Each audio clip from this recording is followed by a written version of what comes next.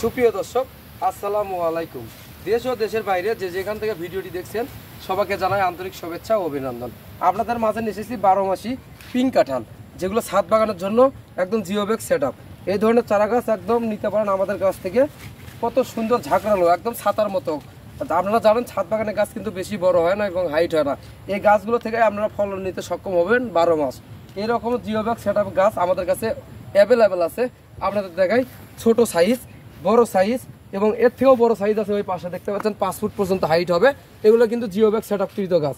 এরকম geobag set up কৃত গাছ আমাদের কাছ থেকে সংগ্রহ করতে পারবেন। প্রত্যেকটা গাছ কিন্তু অনেক সুন্দর সুন্দর কোয়ালিটির, একদম ঝাঁকড়ালো বনসাই ক্যাটাগরি। দেখেন প্রচুর কিন্তু সাদার মতো একদম।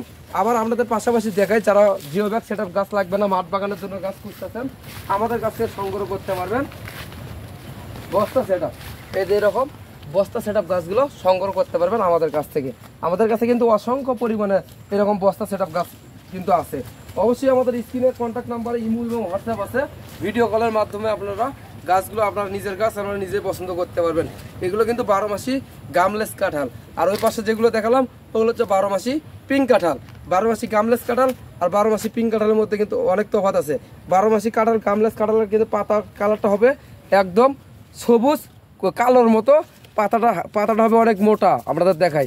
আর 12 মাসি যে পিঙ্ক কাঁঠালগুলো আছে চেনার উপায় আপনাদের শিখিয়ে দেয়।